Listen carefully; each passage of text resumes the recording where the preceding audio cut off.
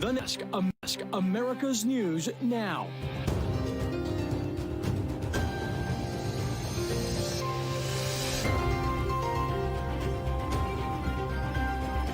Hillary is gone, but the cleanup has only just begun as tropical storms Harold and Franklin begin their havoc, making landfall. The bookings begin. Trump's co-defendants surrender in Georgia, but not without the promise of a fight. I'm here today to surrender to an indictment that should never have been brought. And buoys at the border. A federal judge weighs in on whether or not Governor Abbott's floating barrier is lawful or lethal. This is the National Desk, America's News Now. I'm Amira David. Beat the heat. That'll be the name of the game for as many as 110 million Americans under extreme heat right now across the country. If you take a look at this here, you can really see how that heat dome is lingering over major parts of the Midwest, South, and also the Southwest. Where you see the pink, that's where states are under an excessive heat warning. And that deep red there, that is really what indicates an excessive heat watch. Those extreme temps expected to persist in at least 22 states until the end of the week. As a result of the heat, the Kansas City Education Department will close all schools early for the rest of this week. They want students and staff to get back home before temps reach daily highs in the later afternoons. Parts of Texas, meantime, are getting slammed with severe weather from what is now Tropical Depression Harold after it landed on the southern coast this morning. Heavy rain there forecast to continue into the evening as Harold heads towards Mexico. Flash flooding is possible in some areas. Tens of thousands of residents lost power today, and more than 1 million people were under tropical storm warnings. Wind speeds have slowed down since reaching 50 to 60 miles per hour earlier. Harold is expected to dissipate tomorrow. Meanwhile, the Dominican Republic, Haiti, and Puerto Rico are bracing for Tropical Storm Franklin. It's heading towards the islands with strong wind, and it's forecast to bring heavy rain as well. Some flooding, mudslides expected in the next few days. Some areas could see as much as 10 to 15 inches of rain. Donald Trump's co-defendants are slowly turning themselves in for processing on the Fulton County Jail. Today, former Trump lawyer John Eastman and bail bondsman Scott Hall officially surrendered to authorities. But John Eastman believes the indictment against him should never have been brought. It targets attorneys for their zealous advocacy on behalf of their clients, something attorneys are ethically bound to provide, and which was attempted here by formally challenging the results of the election through lawful and appropriate means. Former President Trump said he will formally surrender to be booked on Thursday. His bond already been set at $200,000. The rest of the co-defendants have until noon on Friday to appear for processing. A Texas federal judge is weighing whether the state can keep a floating barrier of buoys on the southern border to deter migrants from crossing, a hearing immigration advocates welcome. Texas Governor Greg Abbott is being sued by the U.S. Justice Department, making the case that the buoys, as well as Texas's border crackdown known as Operation Lone Star, can pose humanitarian risks for migrants trying to flee violence. The National Desk's Melanie Torrey is in Austin with the latest. No cameras were allowed in the courtroom where a federal judge heard testimony that these buoys adversely impact U.S.-Mexico relations because Mexico sees them as a treaty violation. There was also testimony from a U.S. Corps of Army Engineers employee who said these buoys may violate the Rivers and Harbors Act and not only impede human movement, but vessel movement, too. Texans living on the southern border drove up to Austin to speak out against Operation Lone Star and what they've seen. Dehydrated individuals denied water in extreme heat, small children being pushed back into the river. What I see is families fleeing desperate situations. Robbie Flores says she's not an activist or a politician. She grew up in Eagle Pass and says people who haven't been there don't understand what a special place border towns are. We've seen Border Patrol and Customs effectively secure our home our entire lives. And yes, the border needs security. No one is here talking about open borders. But what they're showing you isn't it.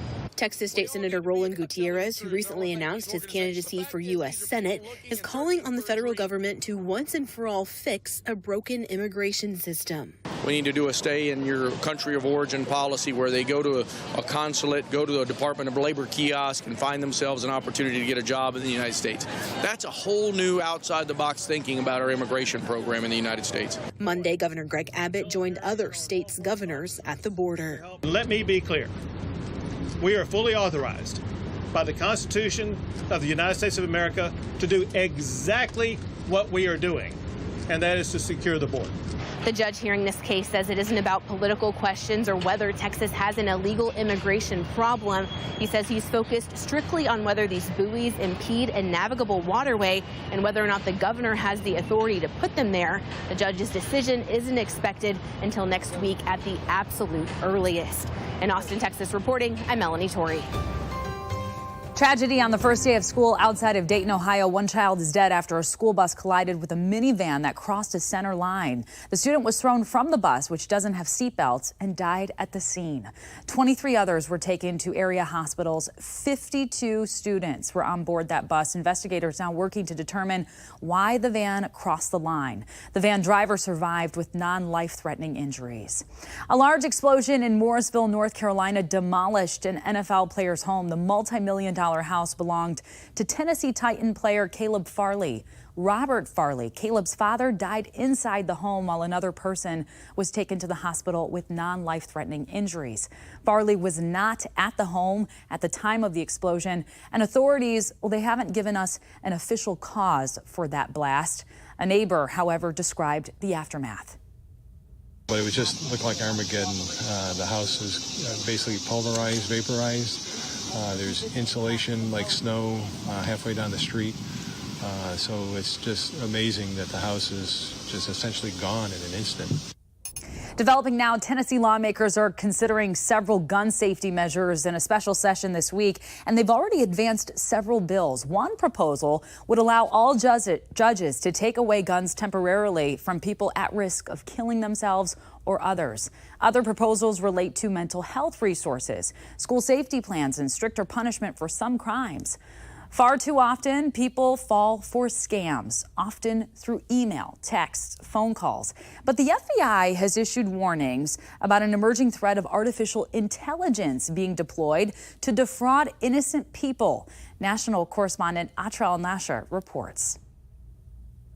Earlier this year, people across the country were shocked by what happened to Jennifer DeStefano on the afternoon of January 20th. At about 4:53 p.m., I received a call from an unknown number. She picked up. It sounded like her daughter, Bree, on the other end. Mom, these bad men have me. Help me, help me, help me. Fortunately, Bree was actually home, safe. Authorities told DeStefano they had seen this before, an extortion scam that used AI to replicate her daughter's voice. Patrick Hall, an assistant professor at George Washington University who's worked with AI companies on risk, says many of them are taking steps to address the potential for scams, but there's a fundamental predicament. These technologies are two sides of the same coin. They make convincing content, which can be used for, good and helpful purposes or for malicious purposes. Researchers in the UK recently studied how one method of AI called deep learning can be used to gather a user's private information, like passwords, by listening to how they use a keyboard. They found when the AI processed acoustics of keystrokes recorded on a nearby phone, it had 95% accuracy of what was being typed. The researchers point out people will regularly hide their screen, but will do little to obfuscate their keyboard sound. Hall says he'd take this with a grain of salt. I'd like to see sort of independent replication before I really get panicked about it. Now, one way of seeing what your level of exposure is the FBI recommends running frequent Googles of yourself. Look up yourself on search engines and see how much of your personal information is already out there. Amira? Wow, a frightening idea. And Atra, are there ideas of what companies behind this technology can do to really make their products safer? Yeah, there's a whole host of proposals.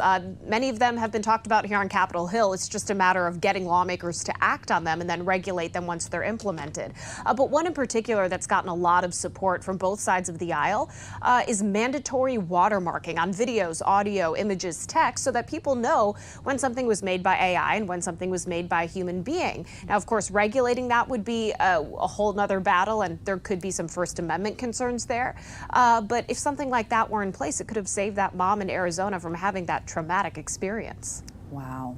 A future look at what's to come. Atra Al-Nashar, thank you so much, live in D.C. for us. And coming up, the first presidential debate is just over 24 hours away. Our team is reporting from Milwaukee on what to expect. Then how expensive it is to buy a home in the U.S. compared to last year and what's driving the difference. Plus, where in the country gas is now almost $7 a gallon. You heard me right. We're going to tell you on the other side, so stick with us.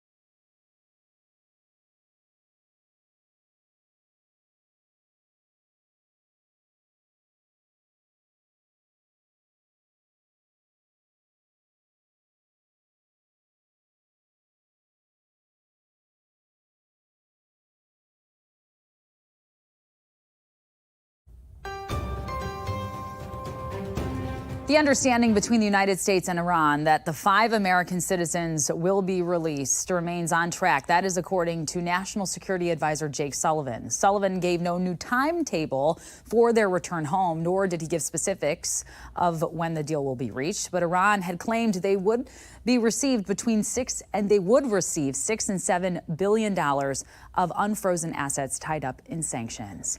And we are just now 24 hours away from the first presidential debate for 2024, and we're getting a better look at what we can expect. While we know 8 candidates will take the stage, the focus could very much be on the candidate who is not attending. The National Desk's chief political correspondent, Scott Thuman, is in Milwaukee to explain.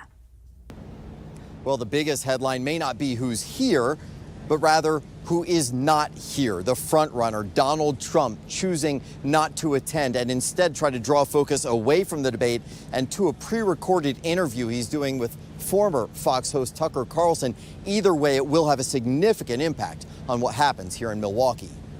Call it round 1 in what's likely to be a long political slugfest, the first GOP debate. But it'll be missing the party's most prominent presidential contender. Everyone can see the stunning contrast between our incredible success and Joe Biden's horrendous failures, and that's one reason why we're leading so big in the polls. Most Republicans, 74%, do say they would support Trump in a general election.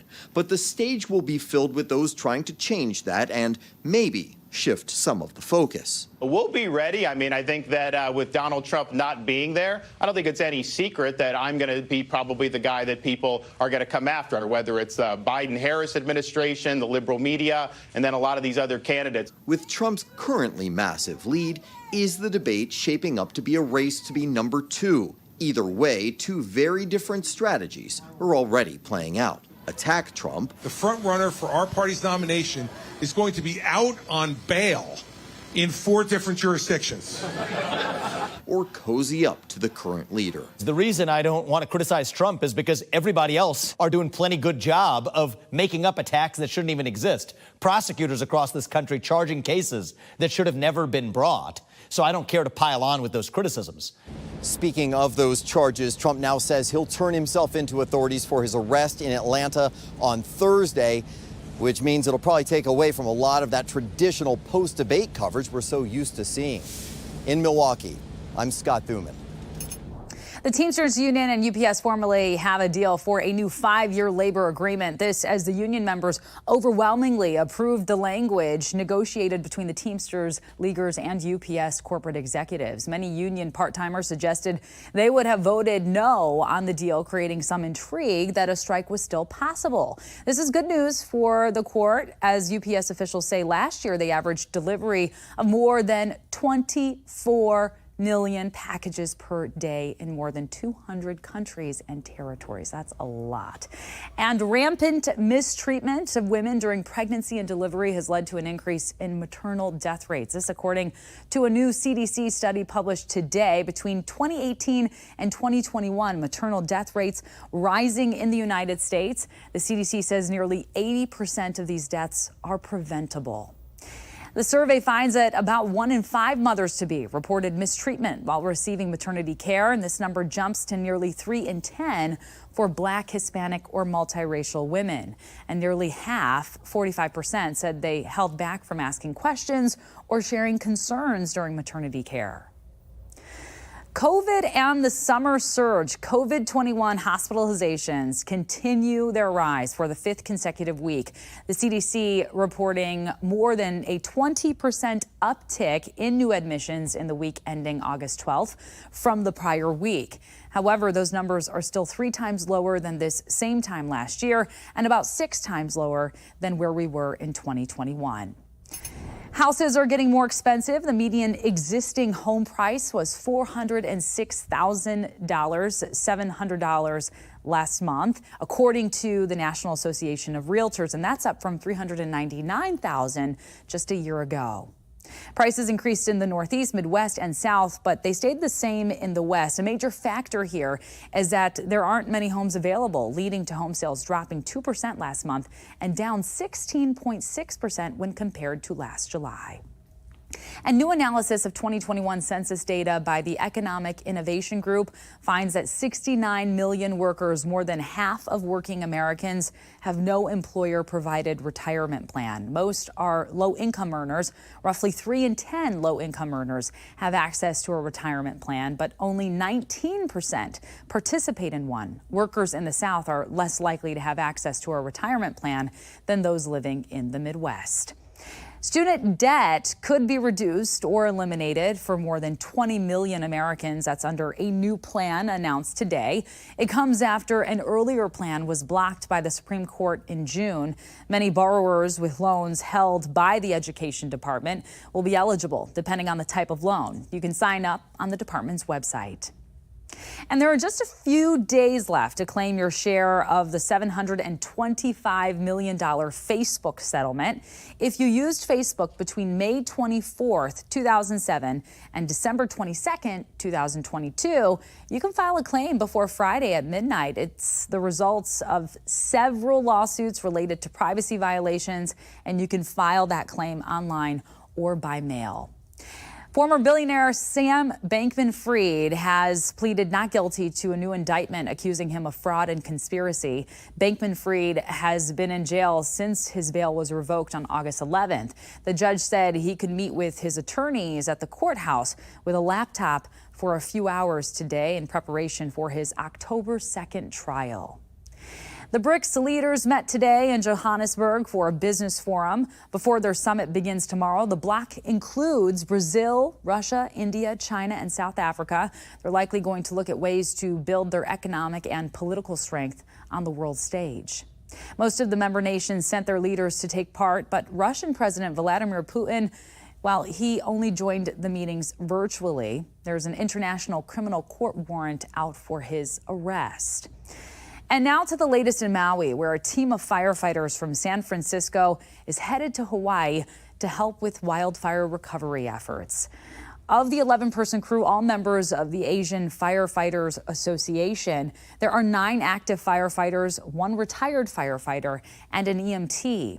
While the fires have stopped advancing on Maui, they are still not fully contained. As President Biden wrapped up his trip to survey the damage, the Hawaii Tourism Authority and Governor Josh Green encouraged visitors to continue traveling to non-affected parts of Maui and neighboring Hawaiian islands. Green reiterating that it supports the local economy, speeding up the recovery for impacted communities. Meantime, in California, some residents are still cleaning up after Tropical Storm Hillary left parts of the state covered in mud. And some areas in San Bernardino County were still under evacuation orders this morning, where a river overflowed. Crews were still working to rescue several people who were trapped. All of it comes amidst another scare for a local Los Angeles hospital that had to evacuate 250 patients from White Memorial Hospital when the building lost power. 30 patients deemed critical were moved to other hospital locations. Another 211 were moved to different buildings on the campus. Still unclear if the power outage was caused by the storm.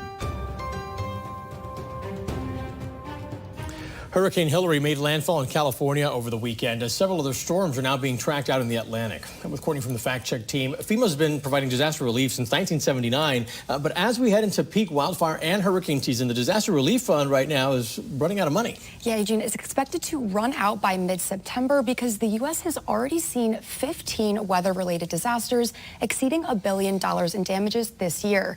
That's not including the Maui wildfires. The agency does have enough to cover the initial response there. It's already approved more than $5 million in aid, but losses could exceed $6 billion. And for reference, we've seen FEMA run low on cash before, like back in 2017 after Hurricane Irma. How much is in that fund and where does this money come from? So this year, the agency got $46 billion. Some of that money comes from the regular appropriation process, which is when Congress decides how much money goes toward government programs. But most of it comes from extra appropriations, which Congress gives in response to bigger disasters. Okay, and the agency is expecting at least a $4 billion deficit. If that money runs out, what does that mean? Does the aid stop? Luckily not, because of something called immediate needs funding, which allows FEMA to pause funding on less serious, more long-term projects and redirect it elsewhere. All right, good to know. Courtney, thank you. And for more on this Fact Check Team topic, including links to Courtney's sources, scan the QR code on your screen or visit thenationaldesk.com.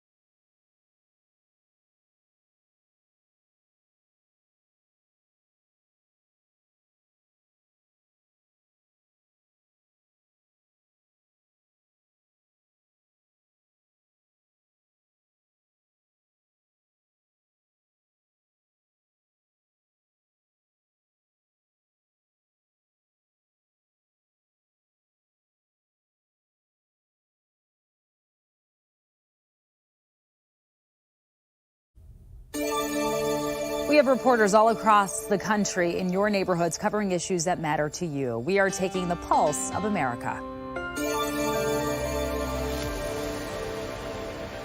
I think it's kind of ridiculous.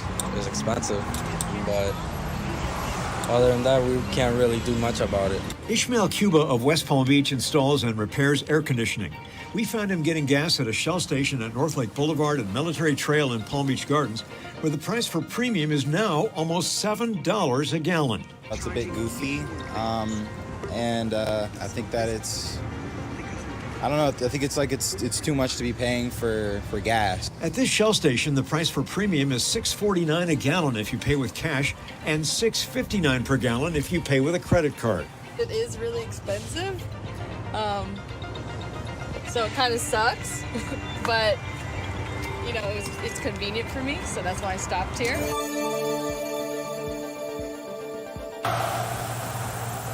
Christopher Hartless says he is just exercising his First Amendment rights by flying this flag. My family fought for America, and I feel like I should be able to represent the flags that they fought for. His stepmom, Christina Kingery, says last Wednesday, Hartless went to school with the flags mounted on his truck. School administration told him he needed to take them down because it was a distraction. Hartless refused to take the flags down. Hartless says he was told he needed to take them down again. The school also revoked his parking pass. Kingery doesn't want him to have to ride the bus, so they're going to homeschool him. The high school sent out a clarification statement over the weekend to parents that says the student parking contract states, quote, large flags or banners are not allowed to be flown or displayed on vehicles due to their distractive nature. With a new school year comes a push from administrators to ensure students are showing up to class. What you do these first few weeks of school, you're looking for your no-shows, the people who hadn't been here, finding out why. Probably one of the most important things a parent can do for their child's success is to make sure that they are at school in attendance as much as possible. Some schools, like Sullivan East High School, offering incentives for students with good attendance records. And coming up, life imitates art, movie-like rescues from across the world. We have the amazing details in just 90 seconds.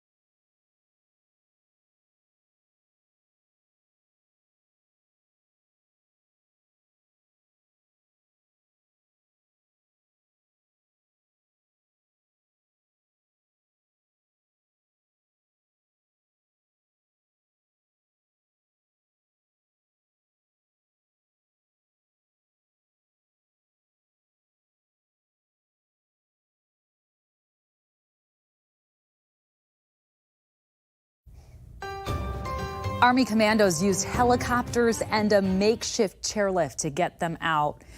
This is pretty incredible video of these 6 children and 2 adults being rescued in Pakistan. This happening when the cable car snapped.